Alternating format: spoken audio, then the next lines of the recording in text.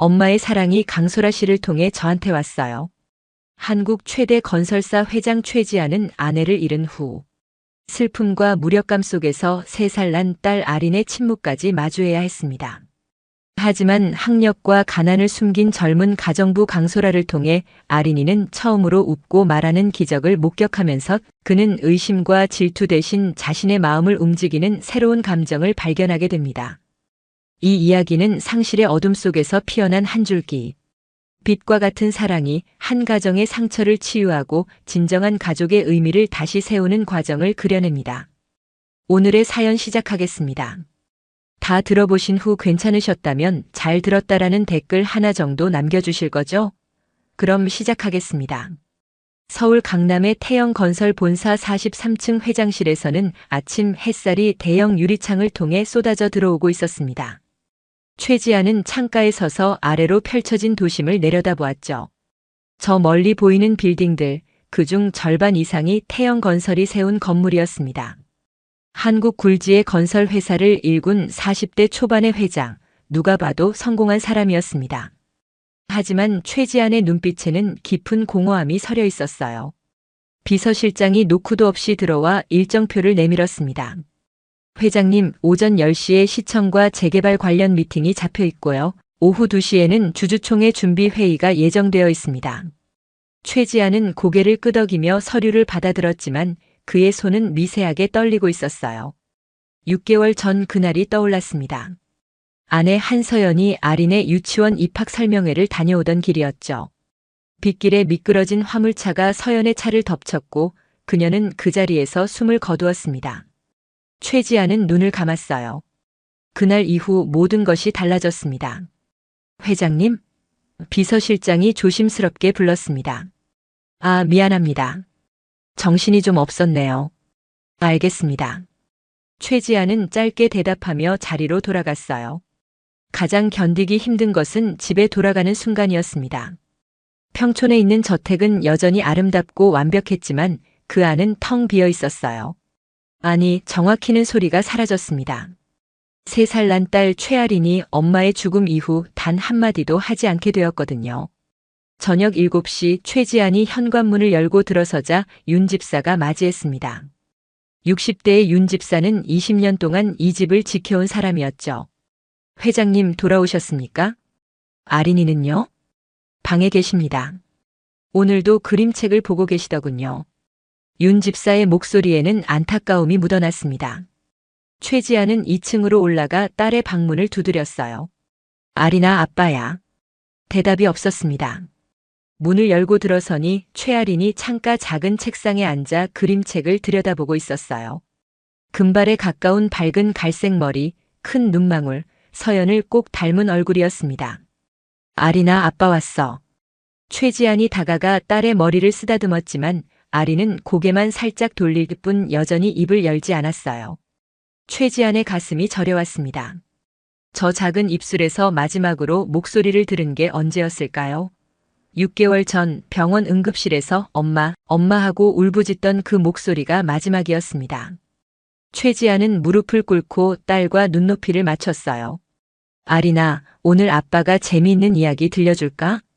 아린은 여전히 대답이 없었습니다. 최지아는 억지로 밝은 목소리를 내며 그림책을 펼쳤지만 5분도 채 지나지 않아 아린은 고개를 돌려 창밖을 바라보기 시작했어요. 최지아는 천천히 일어났습니다. 딸의 등을 바라보며 무력감이 온몸을 짓눌렀죠.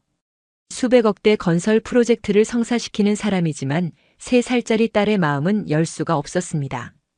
거실로 내려온 최지아는 소파에 주저앉았어요. 윤 집사가 따뜻한 차를 내왔습니다. 회장님, 너무 자책하지 마십시오. 아가씨는 시간이 필요한 겁니다. 6개월이 지났는데도요? 최지안의 목소리가 갈라졌습니다. 저는 온갖 방법을 다 써봤어요. 서울대병원 최고의 소아정신과 의사, 미국에서 초빙한 아동심리 전문가, 언어치료사까지 수억 원을 썼지만 아무 소용이 없습니다. 회장님, 제가 아버지 자격이 없는 걸까요? 최지안이 두 손으로 얼굴을 감쌌습니다.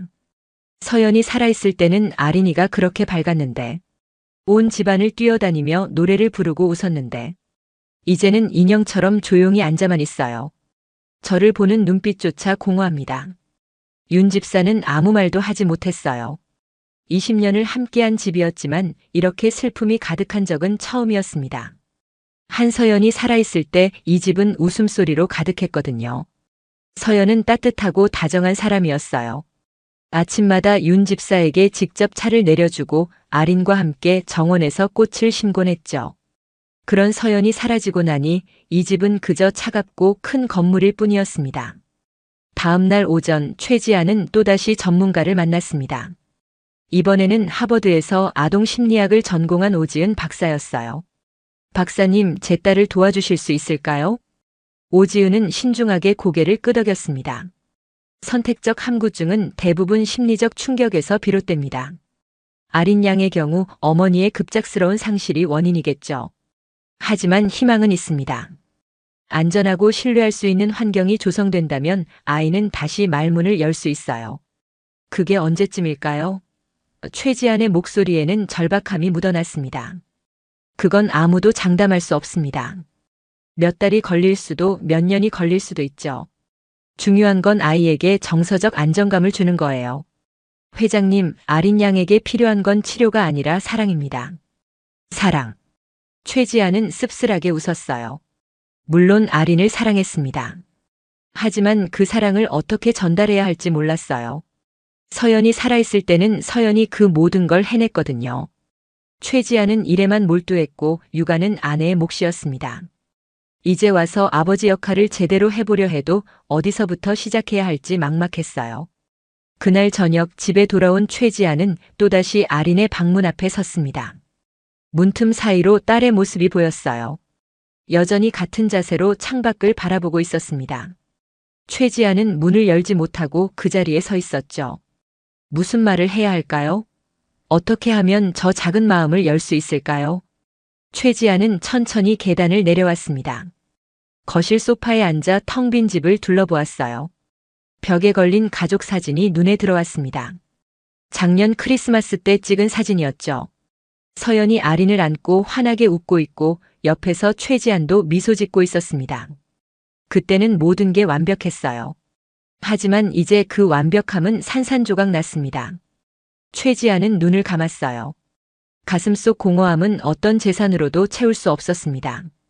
수백억 원을 가져도 서울 최고의 저택에 살아도 최고의 의사를 고용해도 소용없었어요.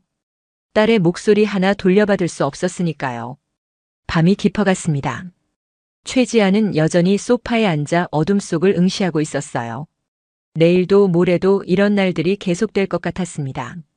희망이 보이지 않았어요. 아린의 침묵은 점점 더 길어지고 최지안의 무력감은 점점 더 깊어만 갔습니다. 그로부터 2주가 지났습니다. 최지안은 여전히 딸의 침묵과 싸우고 있었어요. 하지만 조금씩 변화가 생기기 시작했습니다. 윤 집사가 갑자기 허리 통증을 호소하며 병원에 입원하게 된 거죠. 20년 동안 이 집을 지켜온 윤 집사였기에 최지아는 당황할 수밖에 없었습니다. 회장님, 일주일 정도면 괜찮아질 겁니다. 그동안 제가 아는 분을 소개해드리겠습니다. 윤 집사가 병상에서 말했어요. 괜찮습니다. 천천히 쉬세요. 제가 알아서 하겠습니다. 최지아는 급하게 가정부를 구해야 했어요. 파출부 업체에 연락했고 며칠 후 강소라라는 젊은 여성이 집을 찾아왔습니다. 24세, 짧은 단발머리에 깔끔한 인상이었죠. 최지아는 간단한 면접을 진행했습니다. 경력이 어떻게 되시죠? 작년까지 강북의 한 가정에서 일했습니다. 추천서 가져왔어요. 강소라가 서류를 내밀었어요. 최지아는 서류를 대충 훑어보았습니다. 아이 돌봄 경험은 있나요? 네, 있습니다. 아이들 좋아해요. 강소라의 목소리는 차분했지만 눈빛은 또렷했습니다. 우리 딸은 조금 특별한 상황입니다. 엄마를 잃고 나서 말을 하지 않거든요. 괜찮겠어요? 강소라는 잠시 침묵했다가 고개를 끄덕였어요. 최선을 다하겠습니다. 최지아는 더 이상 물어볼 것도 없었습니다. 급한 대로 일주일만 일해달라고 부탁했고 강소라는 다음 날부터 출근하기로 했어요. 다음 날 아침 강소라가 집에 도착했습니다. 최지아는 간단히 집안을 안내하고 출근 준비를 했어요.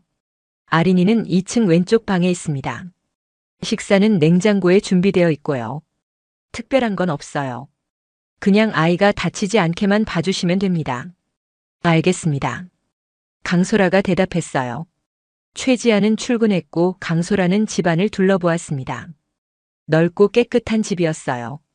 하지만 어딘가 쓸쓸한 느낌이 들었죠. 사람 사는 냄새가 나지 않았습니다.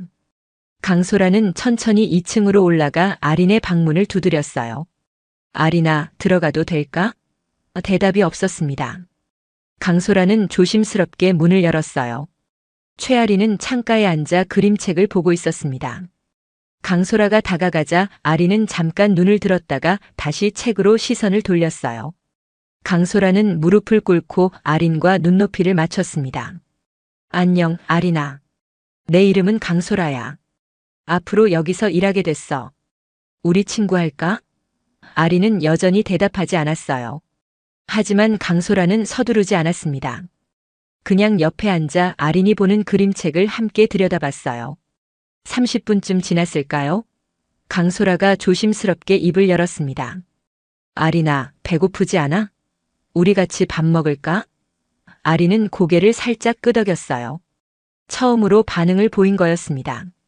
강소라는 아린의 손을 잡고 1층 주방으로 내려갔어요. 냉장고를 열어보니 준비된 음식이 있었지만 강소라는 직접 무언가를 만들고 싶었습니다. 계란과 야채를 꺼내 간단한 볶음밥을 만들기 시작했어요. 아린아, 언니가 맛있는 거 만들어줄게.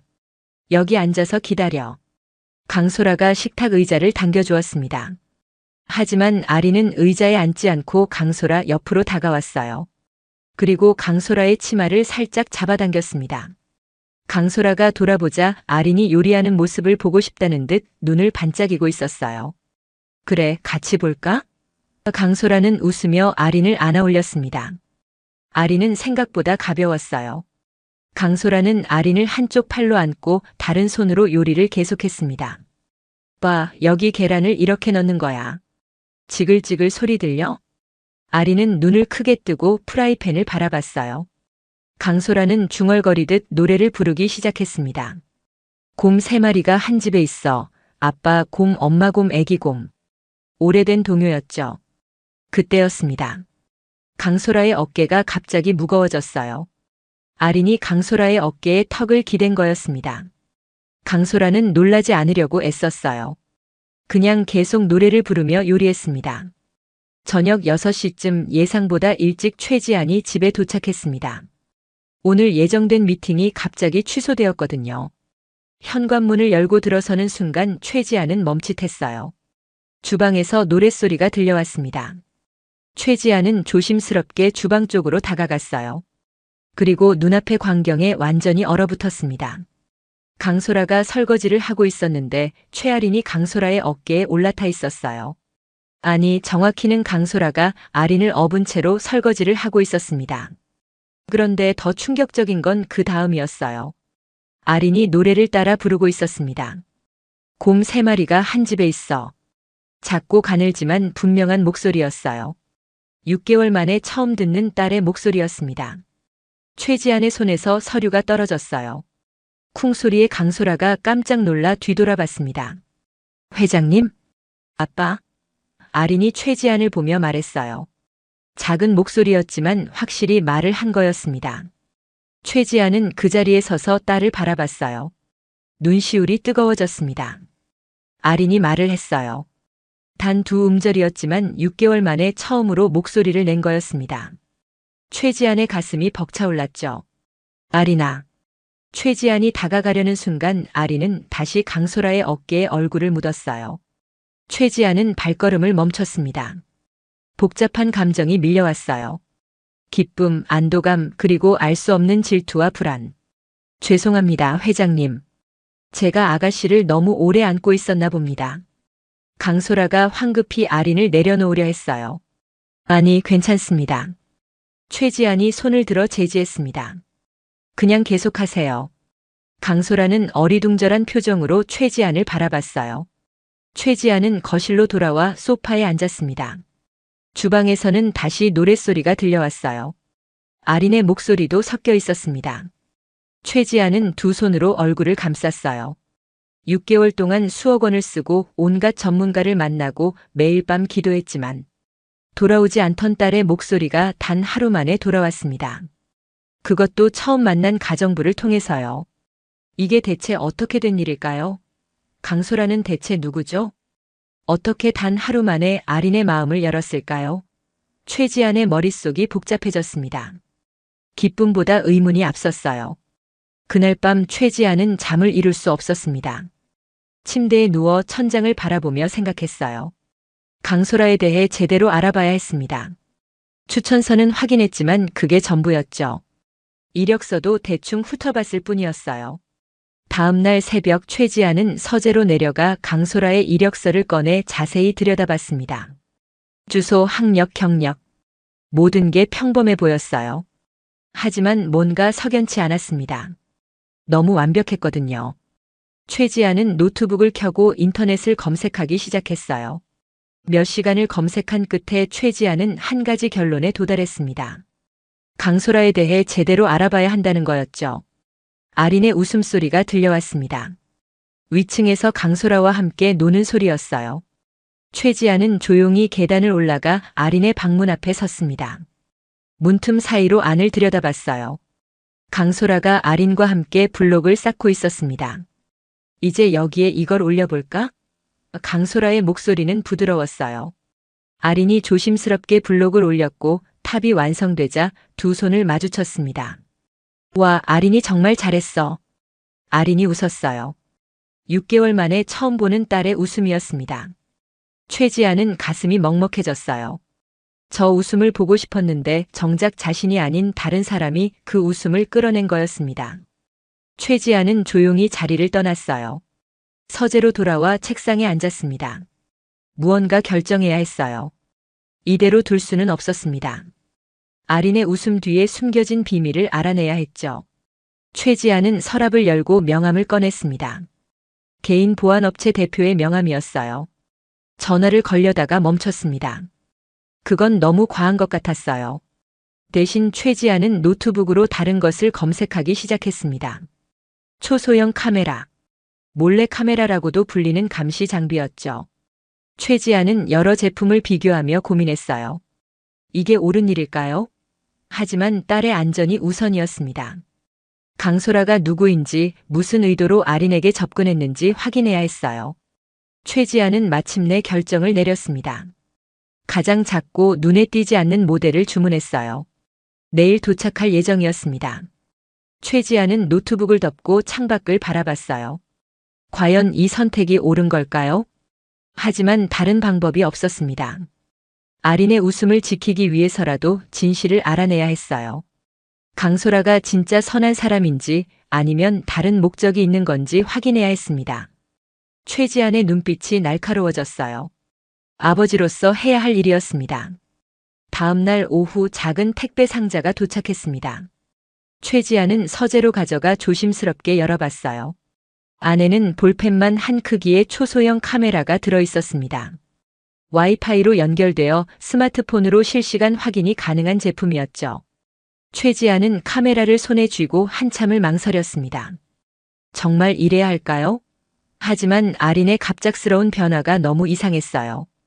6개월 동안 그 누구에게도 마음을 열지 않던 아이가 단 이틀 만에 낯선 사람과 노래를 부르고 웃는다는 게 자연스러울 리 없었습니다.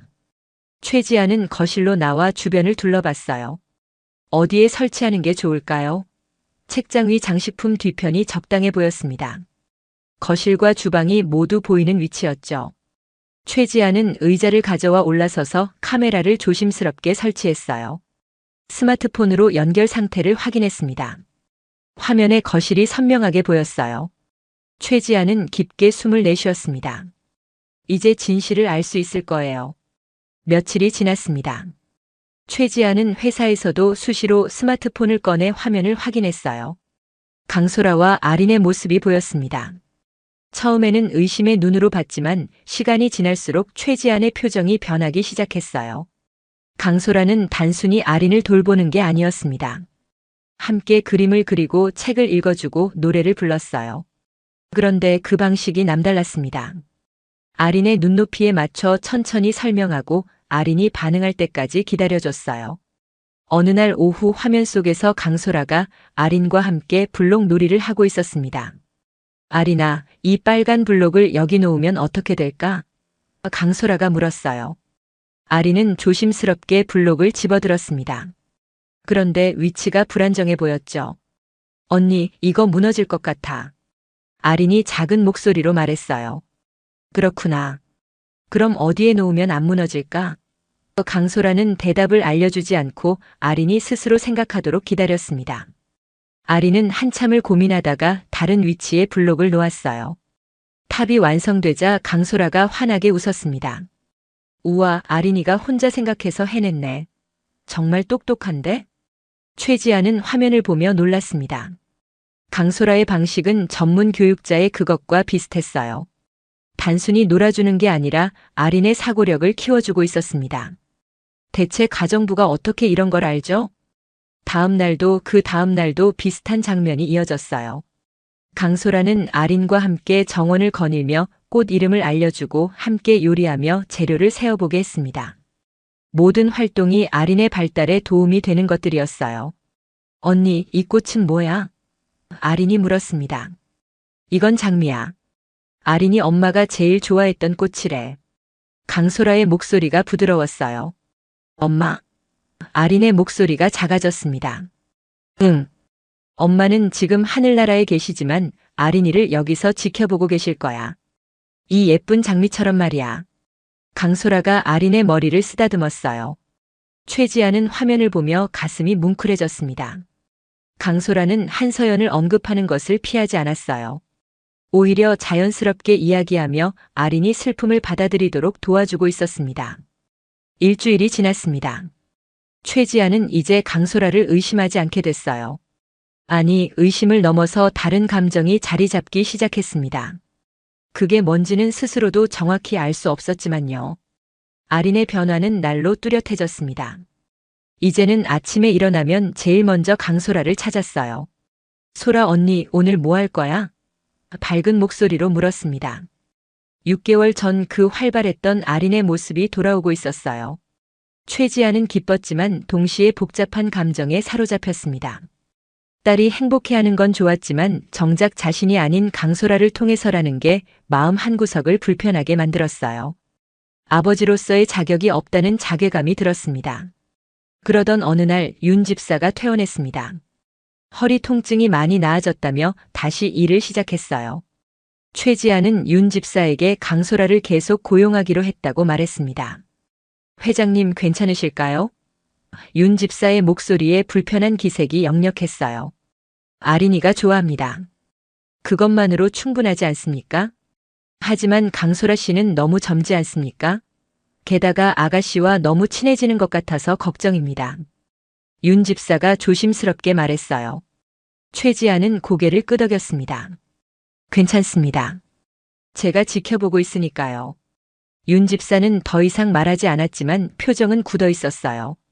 20년 동안 이 집을 지켜온 사람으로서 불편함을 느끼는 게 당연했습니다. 특히 한서연을 친딸처럼 아꼈던 윤 집사로서는 강소라의 존재가 못마땅할 수밖에 없었죠. 며칠 후 윤 집사와 강소라 사이에 긴장이 감돌기 시작했습니다. 윤 집사는 강소라에게 차갑게 대했어요. 강소라 씨, 설거지는 이런 식으로 하는 게 아닙니다. 제대로 배우지 않았습니까?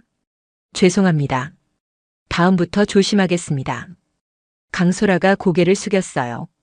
그리고 아가씨와 너무 친하게 지내지 마십시오.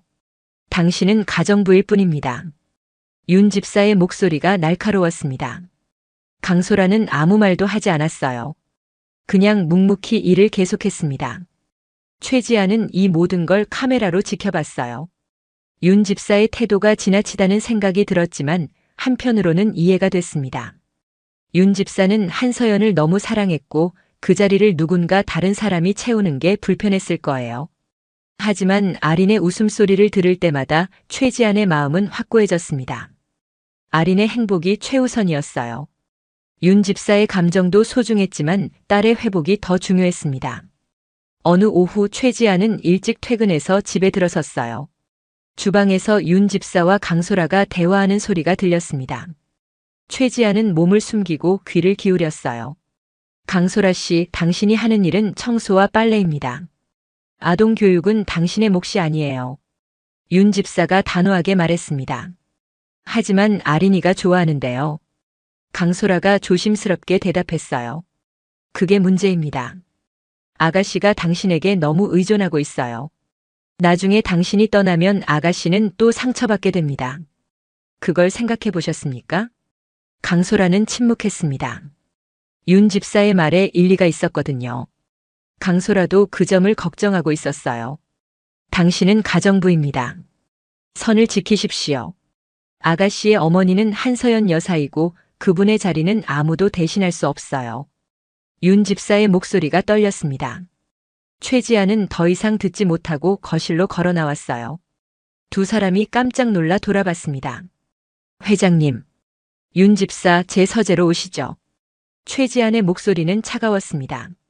서재에서 최지안은 윤 집사와 마주 앉았어요. 방금 대화 들었습니다. 회장님 죄송합니다만 제 말이 틀렸습니까? 강소라 씨는 지나치게 아가씨와 아린이가 행복합니다. 최지안이 윤 집사의 말을 끊었어요. 6개월 동안 웃지 않던 아이가 웃고 있습니다.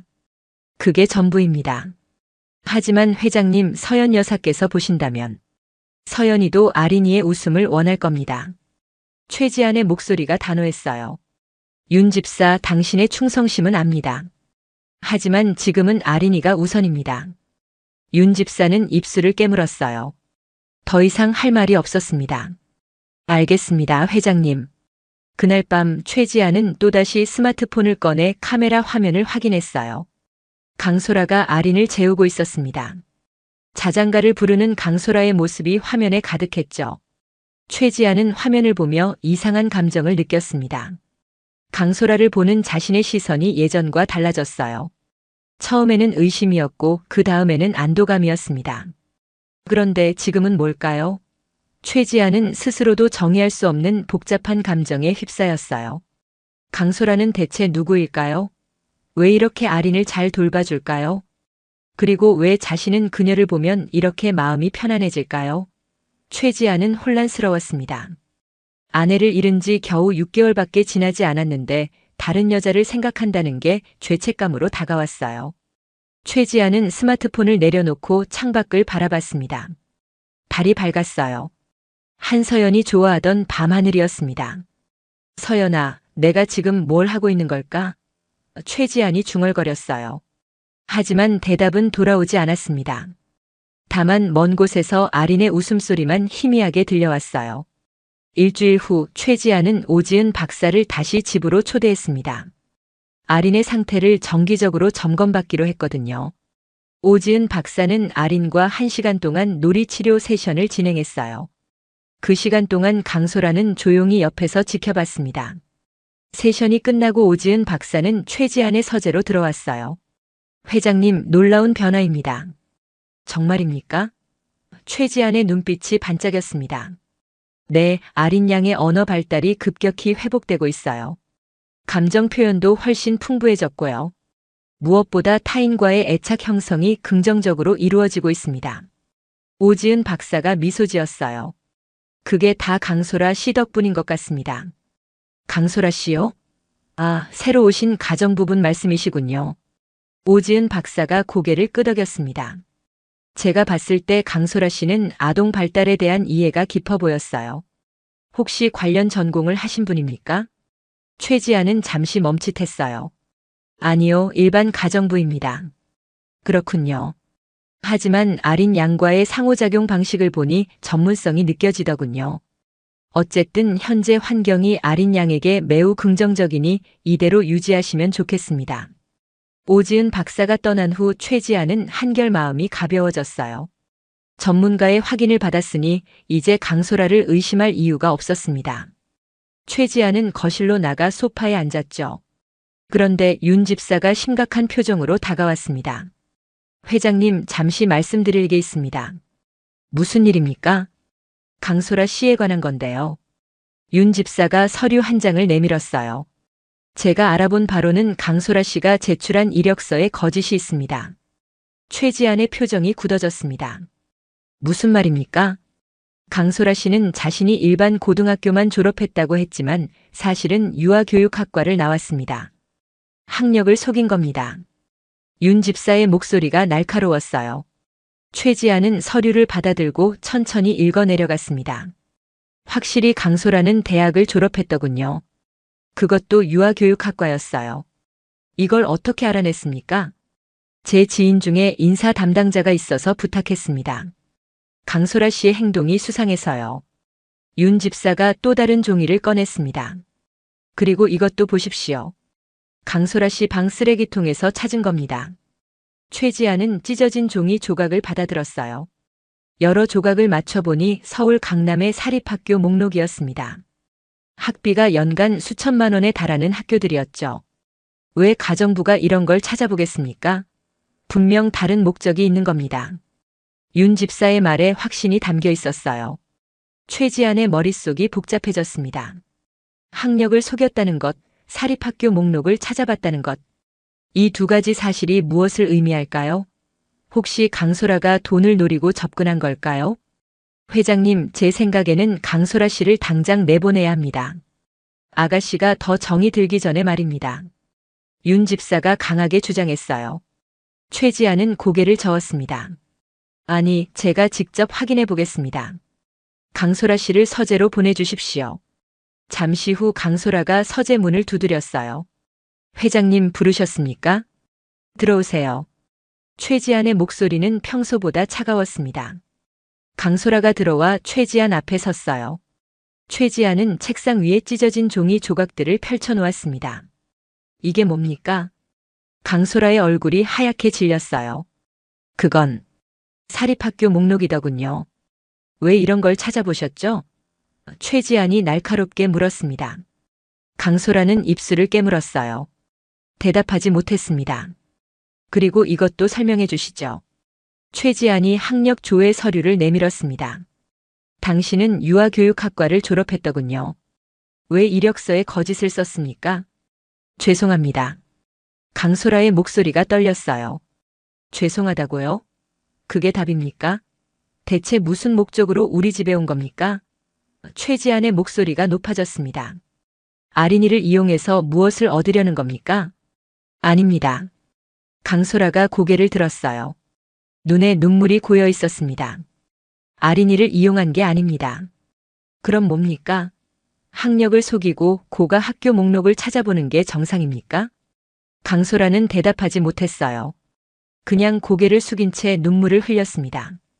바로 그때 문이 벌컥 열리며 윤 집사가 들어왔어요. 회장님, 제가 말씀드렸지 않습니까? 이 여자는 처음부터 수상했습니다. 윤 집사, 나가 계십시오. 최지안이 말했지만 윤 집사는 물러서지 않았어요. 회장님, 이 여자는 돈을 노리고 온 겁니다. 아가씨에게 잘해주는 척하면서 회장님의 마음을 얻으려는 거예요. 윤 집사의 목소리가 떨렸습니다. 그게 아닙니다. 강소라가 고개를 들고 윤 집사를 똑바로 쳐다봤어요. 저는 돈 때문에 온 게 아닙니다. 그럼 뭡니까? 학력을 속이고 들어온 게 뭐가 아니란 말입니까? 학력을 속인 건 제가 잘못했습니다. 하지만 아린이를 진심으로 대했어요. 저는 정말로 아린이가 행복해지길 바랐습니다. 강소라의 목소리가 커졌습니다. 웃기는 소리 마십시오. 당신 같은 사람이 무슨 진심입니까? 윤 집사가 비웃었어요. 저도 어릴 때 엄마를 잃었습니다. 강소라의 목소리가 갈라졌어요. 아린이가 얼마나 아픈지 알아요. 그래서 도와주고 싶었습니다. 진심입니다. 그렇게 진심이라면 왜 학력을 속였습니까? 왜 사립학교 목록을 찾아봤습니까? 윤 집사가 따져 물었습니다. 강소라는 대답하지 못했어요. 입술만 파르르 떨릴 뿐이었습니다. 대답 못하시는군요. 역시 제 생각이 맞았습니다. 윤 집사가 최지안을 돌아봤어요. 회장님, 이 여자를 당장 내보내십시오. 아가씨를 위해서라도요. 최지안은 강소라를 바라봤습니다. 강소라는 여전히 눈물을 흘리며 서 있었어요. 최지안의 마음이 복잡했습니다. 카메라를 통해 본 강소라의 모습은 진심으로 보였거든요. 하지만 학력을 속인 것과 고가 학교 목록은 설명이 필요했어요. 강소라 씨, 마지막으로 묻겠습니다. 최지안이 천천히 말했어요. 정말 아린이를 이용하려던 건 아닙니까? 강소라가 고개를 들고 최지안을 똑바로 쳐다봤습니다. 아닙니다. 저는 아린이를 진심으로 사랑합니다. 제 동생처럼요. 동생이요? 네, 저한테는 동생이 셋 있습니다. 부모님이 안 계셔서 제가 키웠어요. 그래서 아이들을 돌보는 게 익숙합니다. 강소라의 목소리에 진실이 담겨 있었어요. 최지아는 한참을 강소라를 바라봤습니다. 진심일까요? 아니면 연기일까요? 판단이 서지 않았어요. 회장님, 속지 마십시오. 이런 말은 얼마든지 지어낼 수 있습니다. 윤 집사가 다시 끼어들었어요. 윤 집사, 이제 그만 나가주십시오. 최지안의 목소리가 단호했습니다. 윤 집사는 할 말이 더 있는 듯 했지만 결국 서재를 나갔어요. 문이 닫히고 최지안과 강소라만 남았습니다. 강소라 씨, 학력을 속인 이유가 뭡니까? 유아교육학과 졸업했다고 하면 일자리를 못 구해요. 다들 정식 유치원 교사를 원하지 가정부는 원하지 않거든요. 그래서 학력을 낮췄었습니다. 강소라가 솔직하게 대답했어요. 사립학교 목록은요? 강소라는 잠시 망설이다 입을 열었습니다. 제 막내 동생이 영재예요. 좋은 학교에 보내고 싶은데 형편이 안 돼서 알아보던 중이었습니다. 장학금 제도가 있는지 확인하려고요. 최지아는 고개를 끄덕였어요. 그럴듯한 설명이었습니다. 하지만 확신은 들지 않았죠. 회장님, 제가 잘못했습니다. 학력을 속인 건 정말 죄송합니다. 하지만 아린이에 대한 제 마음만큼은 진심이에요. 믿어주십시오. 강소라가 간절하게 말했습니다. 최지아는 창밖을 바라봤어요. 정원에서 아린이 혼자 놀고 있었습니다. 예전처럼 밝은 모습이었죠. 저 웃음을 지켜줘야 했습니다. 하지만 강소라를 믿어도 될까요? 오늘은 일찍 퇴근하십시오. 내일 다시 이야기하겠습니다. 최지안이 말했어요. 강소라는 고개를 숙여 인사하고 서재를 나갔습니다. 혼자 남은 최지안은 깊은 한숨을 내쉬었어요. 강소라의 눈물이 진짜였을까요? 아니면 연기였을까요? 최지안은 알 수 없었습니다. 다만 한 가지는 확실했어요.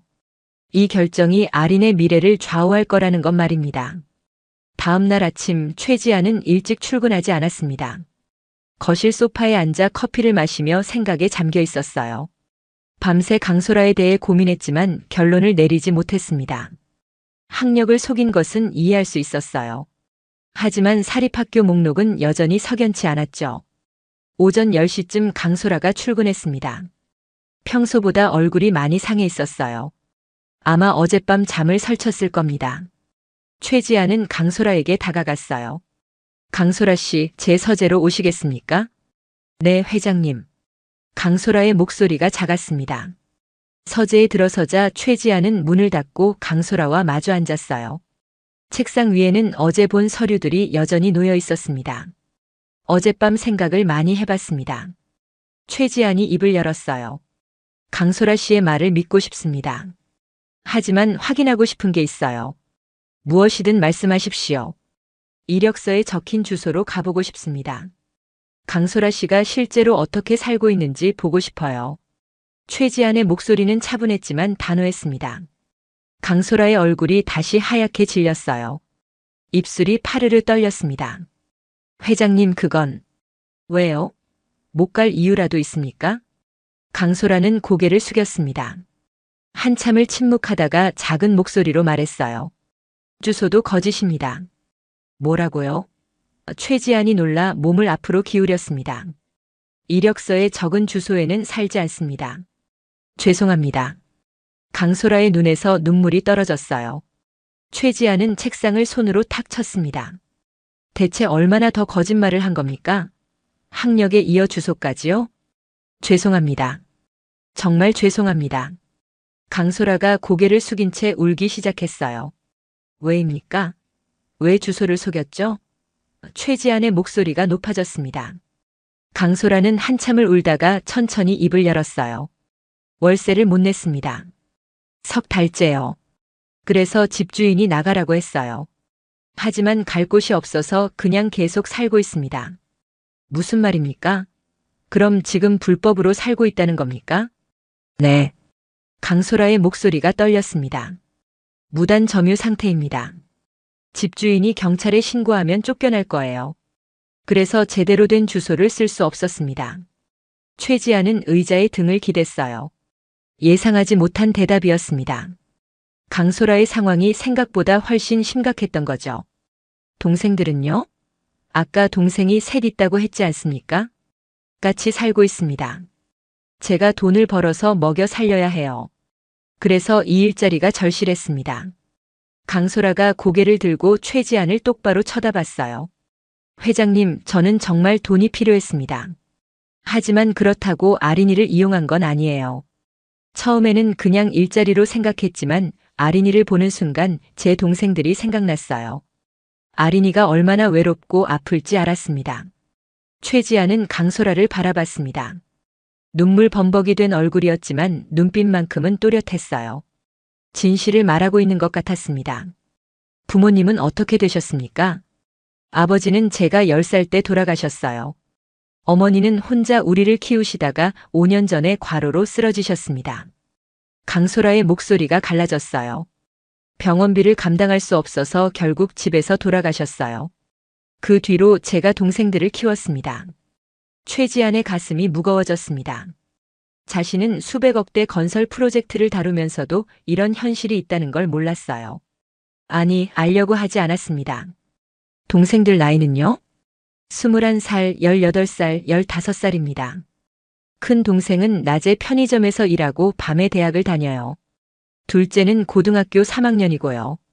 막내가 중학교 3학년인데 성적이 아주 좋습니다. 그래서 좋은 학교에 보내고 싶었어요.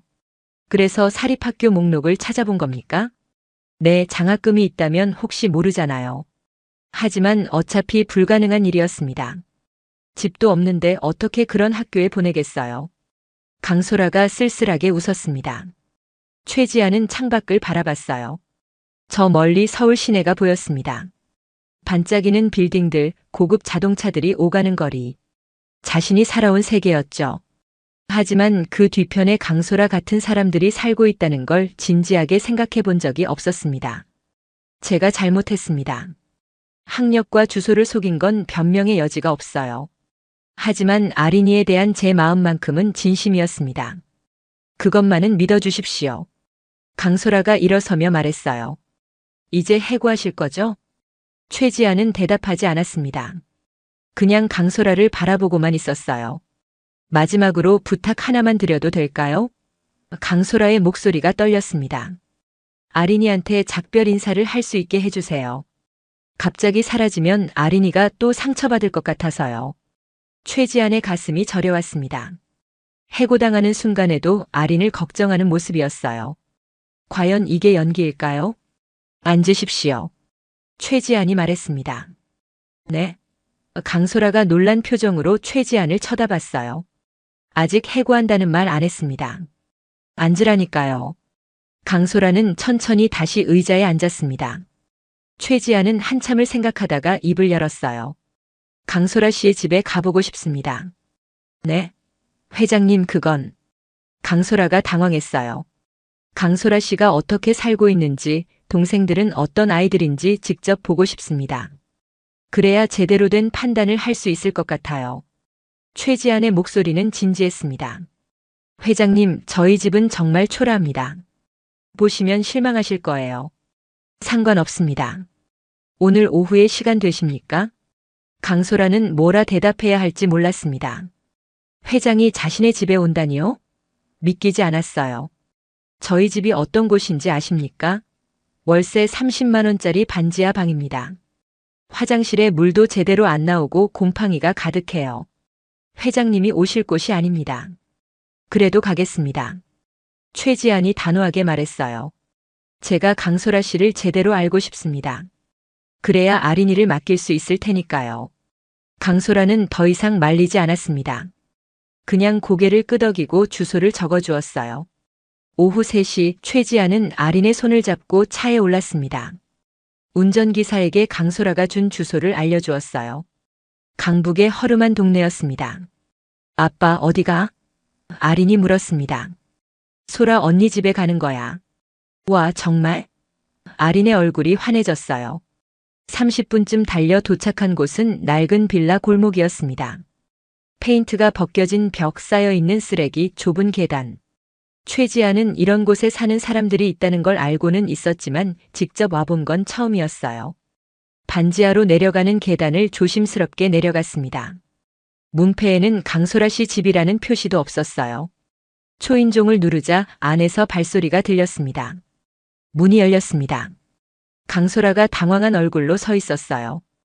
회장님, 들어오십시오. 안으로 들어서자 좁은 방 하나가 전부였습니다. 부엌과 거실이 구분되지 않았고 곰팡이 냄새가 코를 찔렀어요. 하지만 놀랍게도 방 안은 깨끗하게 정돈되어 있었습니다. 낡았지만 정성스럽게 관리한 흔적이 역력했어요. 누나, 누구야? 안쪽에서 남자아이가 나왔습니다. 15살쯤 되어 보이는 아이였어요. 도진아, 인사드려. 회장님이셔. 도진이라는 아이는 깜짝 놀라 인사를 했습니다. 안녕하세요. 곧이어 다른 2명도 나왔어요. 21살 큰 동생과 18살 둘째였습니다. 셋 다 강소라를 닮은 깔끔한 인상이었지만 옷은 낡고 닳아 있었어요. 앉으십시오. 강소라가 유일한 소파를 권했습니다. 최지아는 소파에 앉으며 주변을 둘러봤어요. 벽에는 상장들이 붙어 있었습니다. 대부분 막내 도진의 것이었죠.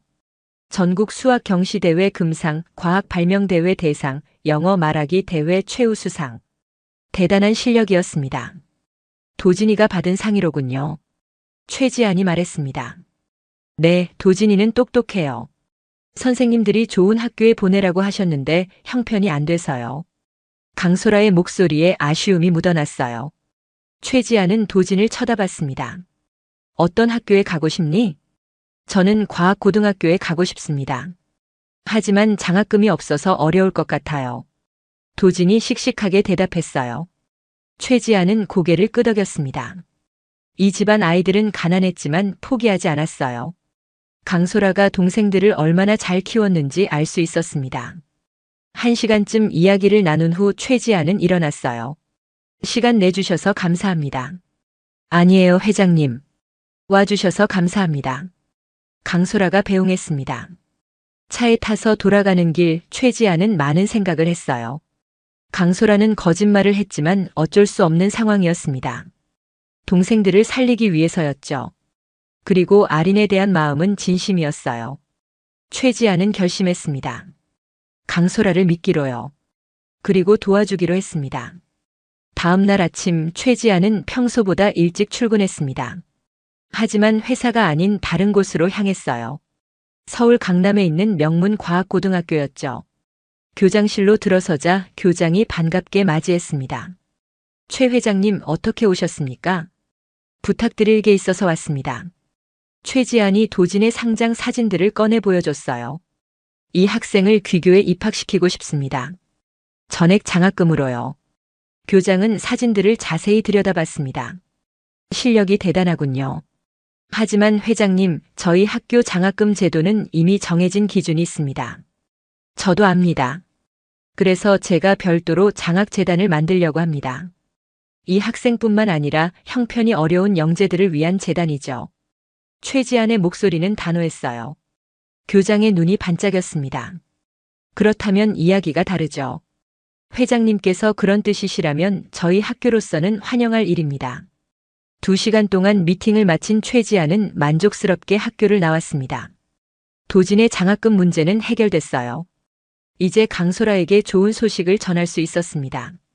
집에 도착하니 강소라가 아린과 함께 정원에서 놀고 있었어요. 아린의 웃음소리가 집안 가득 퍼져 있었습니다.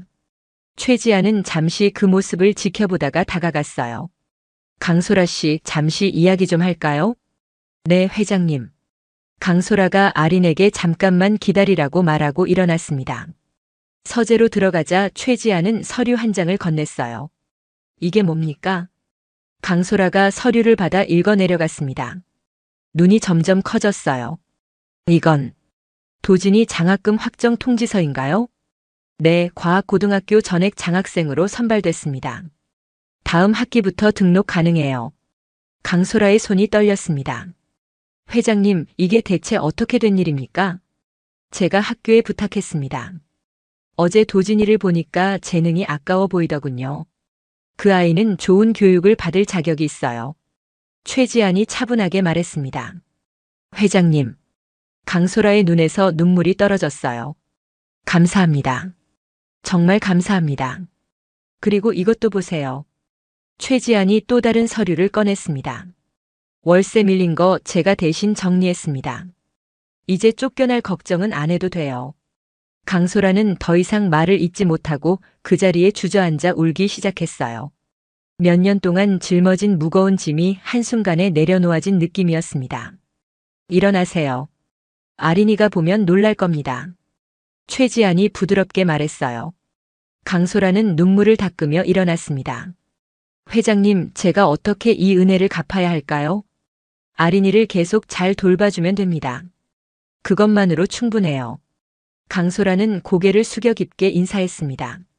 최지아는 그런 강소라를 바라보며 이상한 기분을 느꼈어요. 가슴 한쪽이 따뜻해지는 느낌이었습니다. 이게 뭘까요? 선행을 베푼 뿌듯함일까요? 아니면 다른 감정일까요? 그날 저녁 윤 집사가 최지안을 찾아왔습니다. 표정이 심각했어요. 회장님, 말씀드릴 게 있습니다. 무슨 일입니까? 강소라 씨를 해고하지 않으신 건 압니다. 그런데 도진이라는 아이 장학금까지 해결해 주셨다면서요? 윤 집사의 목소리에 불만이 묻어났어요. 그게 문제라도 됩니까? 회장님, 너무 지나치십니다. 강소라 씨는 그저 가정부일 뿐인데 왜 그렇게까지 해주십니까? 윤 집사의 목소리가 높아졌습니다. 아린이가 행복하니까요. 아가씨의 행복이요? 윤 집사가 비웃었어요. 회장님, 솔직해지십시오. 아가씨 때문이 아니라 강소라 씨 때문 아닙니까? 최지아는 윤 집사를 똑바로 쳐다봤습니다. 무슨 뜻입니까? 회장님께서 강소라 씨를 여자로 보고 계신다는 뜻입니다.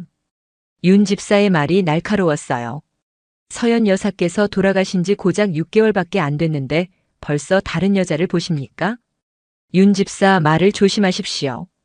조심할 게 뭡니까? 제가 20년 동안 이 집을 지켜봤습니다. 서연 여사를 친딸처럼 아꼈어요. 그런데 지금 그 자리를 강소라 씨가 차지하려 하고 있지 않습니까? 윤 집사의 목소리가 떨렸습니다. 강소라 씨는 아무도 차지하려 하지 않습니다. 그냥 아린이를 돌볼 뿐이에요. 거짓말 마십시오. 강소라 씨가 회장님을 유혹하고 있다는 걸 제가 모를 것 같습니까? 가난한 여자가 부자 남자를 만나면 당연히 그럴 수밖에 없죠. 윤 집사가 냉소적으로 말했어요. 최지아는 화가 치밀어 올랐습니다. 윤 집사, 이제 그만하십시오. 안 됩니다. 저는 서연 여사에게 약속했어요. 아가씨를 잘 돌보겠다고. 그런데 지금 이게 뭡니까? 강소라 씨가 서연 여사의 자리를 뺏으려 하는데 제가 가만히 있을 수 없습니다. 강소라 씨는 아무 자리도 뺏지 않습니다. 그리고 서연이의 자리는 영원히 서연이 것이에요.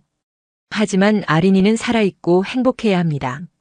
지금 아린이를 행복하게 만드는 사람은 강소라 씨예요. 최지안의 목소리가 단호했습니다. 그렇게 말씀하시면 저는 어떻게 합니까? 서연 여사께 어떻게 얼굴을 들고 하늘나라에 가겠습니까? 윤 집사가 울먹였어요. 최지안은 한숨을 내쉬었습니다. 윤 집사, 서연이도 아린이의 행복을 원할 겁니다. 그게 가장 중요한 거예요. 아닙니다. 중요한 건 서연 여사를 잊지 않는 겁니다. 그런데 회장님은 벌써 다른 여자를 보고 계시잖아요. 윤 집사가 최지안을 똑바로 쳐다봤어요.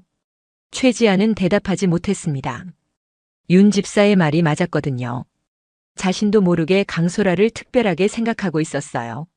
아린 때문만은 아니었습니다. 강소라의 헌신, 강인함, 따뜻함이 최지안의 마음을 움직이고 있었죠. 대답 못하시는군요. 윤 집사가 쓸쓸하게 웃었습니다.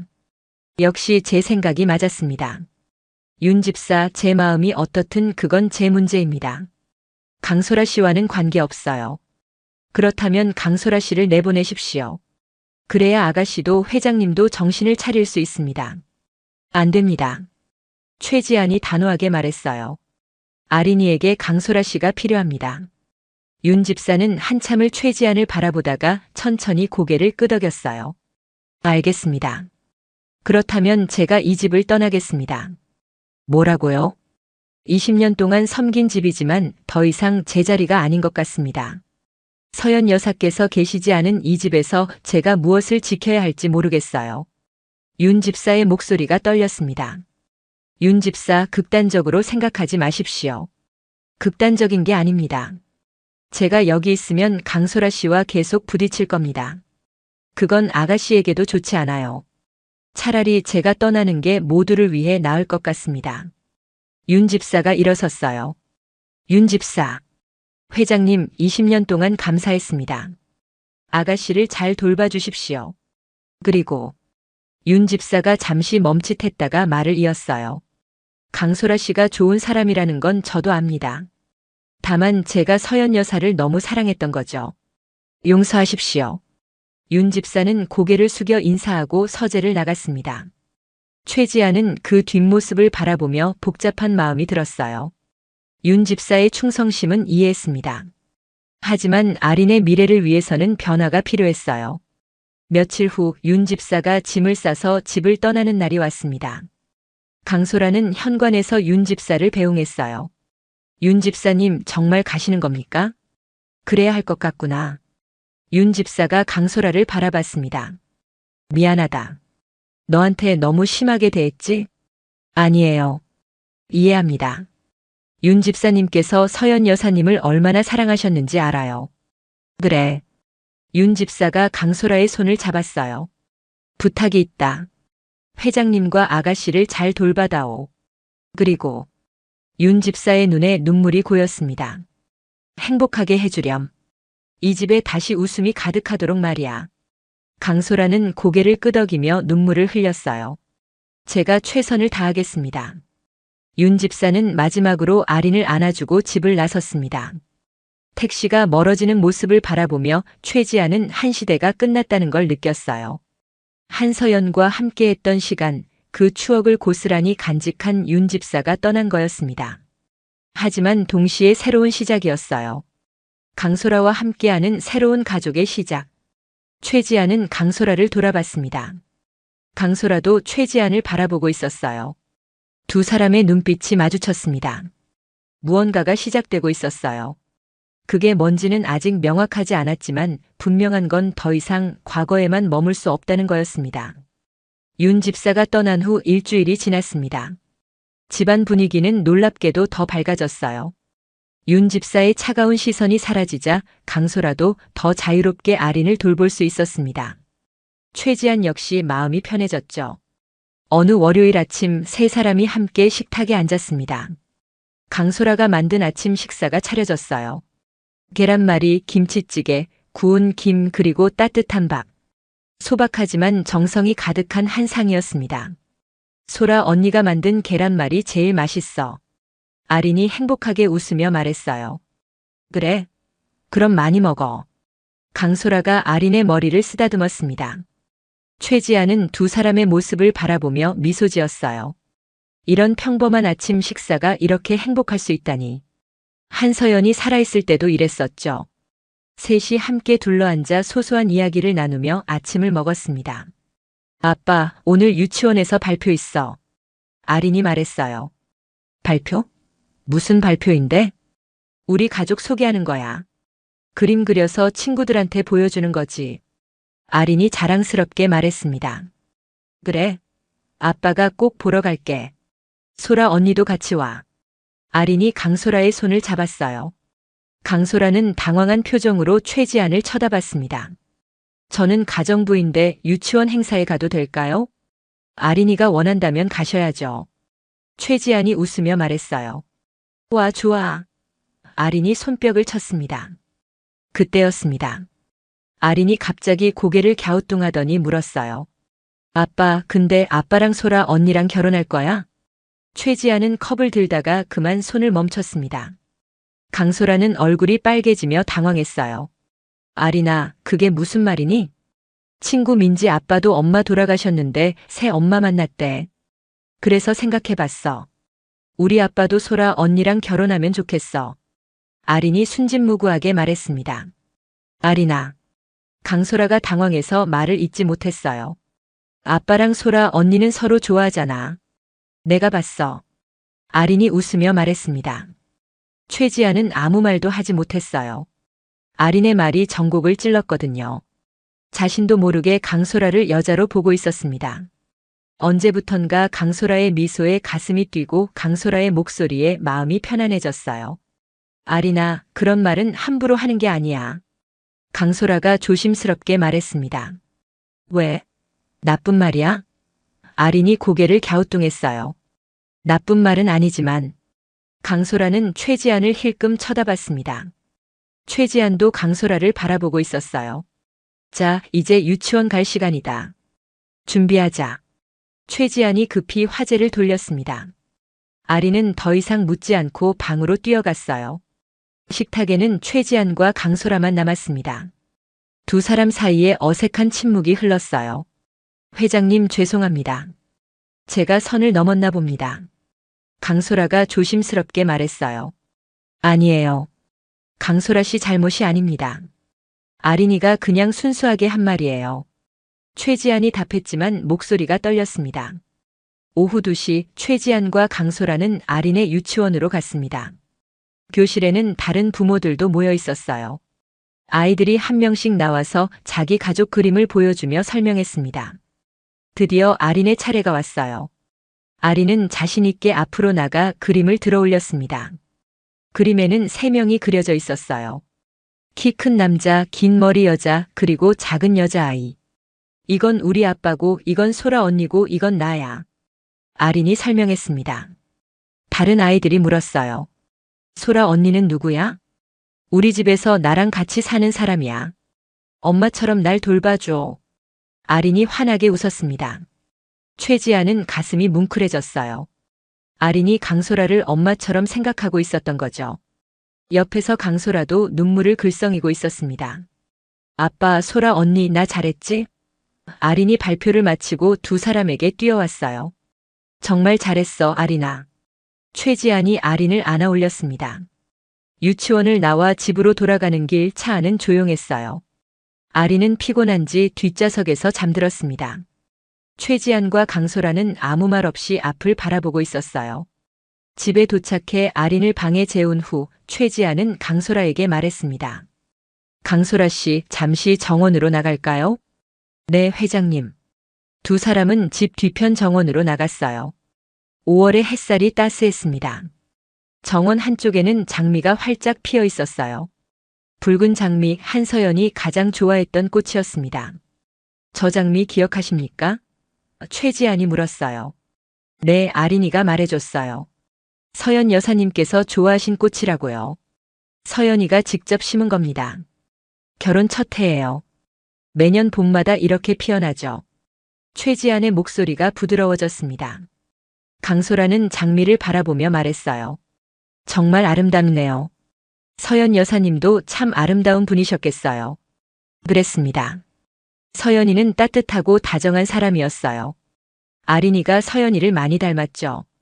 두 사람은 한동안 말없이 장미를 바라봤습니다. 바람이 불어와 장미 향기가 코끝을 스쳤어요. 강소라 씨. 최지안이 입을 열었습니다. 네, 회장님. 오늘 아린이가 한 말 기억하시죠? 강소라의 얼굴이 붉어졌어요. 죄송합니다. 아린이가 오해한 것 같습니다. 오해일까요? 최지안이 강소라를 돌아봤습니다. 강소라는 최지안을 쳐다보지 못하고 고개를 숙였어요. 회장님, 저는 솔직히 말씀드리겠습니다. 최지안이 한 걸음 다가섰어요. 저는 강소라 씨를 좋아하게 됐습니다. 처음에는 아린이 때문이라고 생각했어요. 하지만 아닙니다. 강소라 씨의 헌신, 강인함, 따뜻함에 마음이 끌렸어요. 회장님. 강소라의 눈에 눈물이 고였습니다. 서연이를 잃고 6개월밖에 지나지 않았습니다. 너무 빠른 건 아닌지 서연이에게 미안한 건 아닌지 수없이 고민했어요. 하지만 오늘 아린이가 그린 그림을 보는 순간 확신했습니다. 우리는 이미 가족이 되어가고 있다는 걸요. 강소라는 고개를 저었어요. 안 됩니다, 회장님.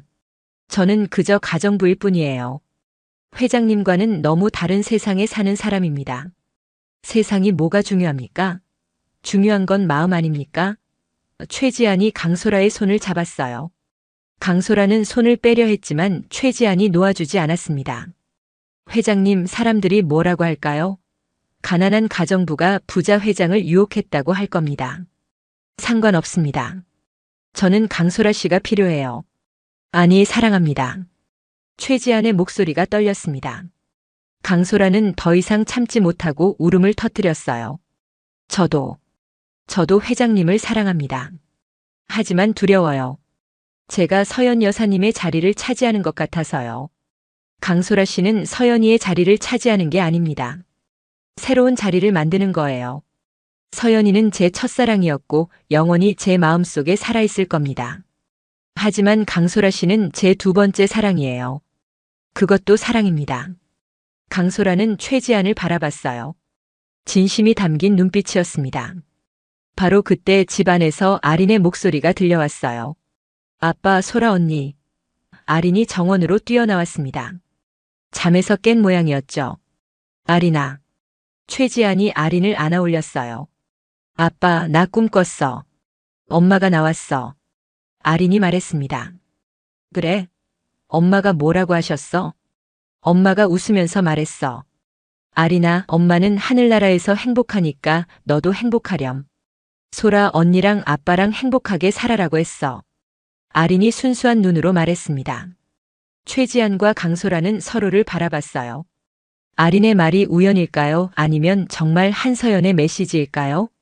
어쨌든 그 말은 두 사람에게 용기를 주었습니다. 아린아. 강소라가 아린의 손을 잡았어요. 엄마의 사랑이 언니를 통해 너한테 온 거야. 엄마는 사라진 게 아니라 다른 방식으로 너를 사랑하고 계신 거지. 아린이 고개를 끄덕이며 환하게 웃었습니다. 그럼 소라 언니가 우리 새 엄마 되는 거야? 최지안은 강소라를 바라봤어요. 강소라도 최지안을 바라보고 있었습니다. 두 사람은 말없이 미소 지었어요. 대답은 이미 정해져 있었습니다. 붉은 장미가 바람에 흔들리며 향기를 퍼뜨렸습니다.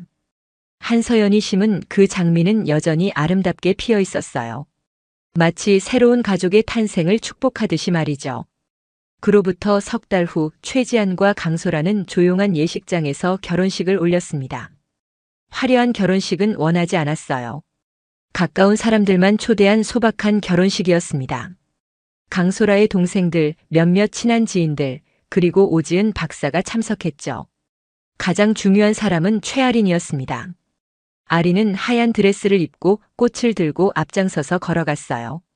작은 얼굴에 환한 미소가 가득했습니다. 우리 소라 언니 정말 예뻐. 아린이 중얼거렸어요. 강소라가 순백의 웨딩드레스를 입고 입장하자 모두가 숨을 죽였습니다. 화려하지 않았지만 단아하고 아름다운 모습이었어요. 최지안은 강소라를 보는 순간 가슴이 벅차올랐습니다. 이 순간이 정말 현실일까요? 사랑합니다. 최지안이 강소라의 손을 잡으며 속삭였어요. 저도 사랑합니다. 강소라가 눈물을 글썽이며 대답했습니다. 예식이 끝나고 세 사람은 함께 사진을 찍었어요. 최지안, 강소라, 그리고 아린.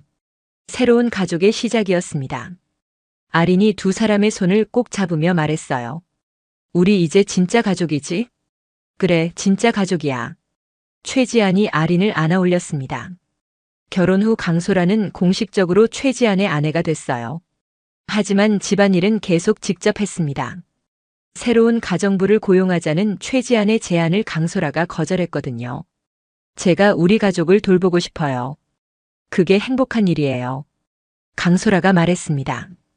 동생들도 모두 새 출발을 했어요. 막내 도진이는 과학고등학교에 입학해서 뛰어난 실력을 발휘하고 있었습니다. 큰 동생은 대학을 졸업하고 좋은 회사에 취직했어요. 둘째는 대학 입학을 준비하고 있었죠. 최지안은 세 동생 모두를 지원해 주었습니다. 이제 강소라의 가족도 최지안의 가족이었으니까요. 몇 달이 지나고 놀라운 소식이 들려왔습니다. 강소라가 임신을 한 거예요. 최지아는 기뻐서 어쩔 줄 몰랐습니다. 정말입니까? 정말이에요? 네, 병원에서 확인했어요. 12주 됐대요. 강소라가 수줍게 웃었습니다. 아리는 더 신이 났어요. 나 동생 생기는 거야? 와, 좋아. 아리나, 동생 잘 돌봐줄 수 있어? 강소라가 물었습니다.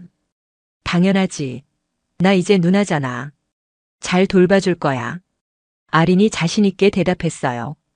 10달이 흘러 봄이 다시 찾아왔습니다. 정원에 장미가 피어나기 시작하는 어느 날 강소라가 진통을 느꼈어요. 최지아는 급히 강소라를 병원으로 데려갔습니다. 긴 시간의 진통 끝에 건강한 남자아이가 태어났어요. 최태준입니다. 이름 괜찮죠? 최지안이 갓 태어난 아들을 안으며 물었어요. 좋아요. 태준이. 강소라가 지친 얼굴로 미소 지었습니다. 아리는 동생을 보자마자 사랑에 빠졌어요. 우와, 진짜 귀여워. 내 동생이야. 아린이 작은 손을 조심스럽게 만지며 말했습니다. 집으로 돌아온 후 네 식구의 새로운 생활이 시작됐어요. 강소라는 태준이를 돌보느라 바빴지만 행복했습니다. 최지아는 퇴근하면 바로 집으로 와서 아내와 아이들과 시간을 보냈어요. 예전처럼 일에만 몰두하지 않았습니다. 가족이 우선이었죠. 아리는 훌륭한 누나가 됐어요. 태준이가 울면 제일 먼저 달려가서 달래주었습니다. 태준아, 울지 마. 누나가 여기 있어. 아린이 동생을 안아주며 노래를 불러주곤 했어요. 2년이 흘렀습니다. 태준이는 이제 두 돌이 지났고 아장아장 걸어다니는 귀여운 아이로 자랐어요. 아리는 초등학교 2학년이 됐습니다. 엄마를 잃고 침묵 속에 갇혀있던 그 아이는 온데간데 없었어요. 이제는 밝고 활발한 소녀였습니다. 강소라는 최지안의 격려로 대학원에 진학했어요. 유아교육학 석사 과정을 밟고 있었습니다. 처음에는 아이들 돌보면서 공부하는 게 힘들었지만 최지안이 적극적으로 도와주었어요. 당신도 꿈이 있잖아요. 이루세요. 최지안이 응원했습니다. 강소라는 공부를 하면서 아린과 태준이를 키우는 경험을 논문 주제로 삼았어요. 상실을 경험한 아이들의 심리적 회복에 관한 연구였습니다. 자신의 경험이 다른 가정에도 도움이 되길 바랐죠. 어느 따스한 5월의 오후였습니다. 정원의 장미가 만개했어요. 3년 전 한서연이 심은 그 장미는 여전히 아름답게 피어나고 있었습니다. 오히려 예전보다 더 풍성해진 것 같았어요. 아빠, 나 장미 따도 돼? 아린이 물었습니다. 그래, 조심해서 따렴. 최지안이 대답했어요. 아린은 빨간 장미 한 송이를 조심스럽게 땄습니다. 그리고는 집 안으로 들어가 엄마 한서연의 사진 앞에 놓았어요. 거실 벽에는 여전히 한서연의 사진이 걸려 있었습니다. 강소라가 치우자고 했을 때 최지아는 거절했어요. 서연이도 우리 가족이에요. 영원히 우리와 함께 할 겁니다. 엄마, 나 잘 지내고 있어. 소라 엄마가 나 정말 잘 돌봐줘. 그리고 태준이도 생겼어. 엄마도 하늘나라에서 행복하지. 아린이 사진을 향해 중얼거렸어요. 강소라가 뒤에서 지켜보다가 다가와 아린을 안아주었습니다. 아린아, 엄마가 정말 자랑스러워 하실 거야. 이렇게 착한 딸을 두셔서. 소라 엄마도 나 자랑스럽지? 당연하지. 엄마의 최고 자랑이야. 강소라가 아린의 머리를 쓰다듬었어요. 저녁 식사 후 네 식구는 함께 정원으로 나갔습니다. 해질녘의 황금빛 햇살이 정원을 비추고 있었어요. 최지아는 강소라의 손을 잡았고 아린은 태준이의 손을 잡았습니다. 여보, 이 장미 봐요. 해마다 더 예뻐지는 것 같아요. 강소라가 말했어요. 서연이가 심은 장미니까요. 우리 가족을 축복하고 있는 거예요. 최지안이 대답했습니다. 아빠, 우리 여기에 새 장미도 심자. 우리 가족 나무로. 아린이 제안했어요. 좋은 생각이다. 태준이 것도 심고 소라 엄마 것도 심자. 네 식구는 함께 흙을 파고 새로운 장미 묘목을 심었어요. 태준이도 작은 손으로 열심히 흙을 만졌습니다. 장미는 천천히 뿌리를 내릴 거예요. 그리고 내년 봄이면 아름다운 꽃을 피울 겁니다. 해가 지고 정원에 저녁 노을이 물들었습니다. 붉은 하늘, 붉은 장미, 그리고 행복한 가족. 최지아는 아내와 아이들을 바라보며 깨달았어요. 사랑은 사라지지 않는다는 걸요. 한서연의 사랑은 강소라를 통해 아린에게 전해졌고 이제는 태준이에게까지 이어졌습니다. 엄마의 사랑이 강소라 언니를 통해 저한테 왔어요. 아린이 예전에 했던 말이 떠올랐어요. 정말 그랬습니다. 사랑은 형태를 바꿀 뿐 사라지지 않았어요.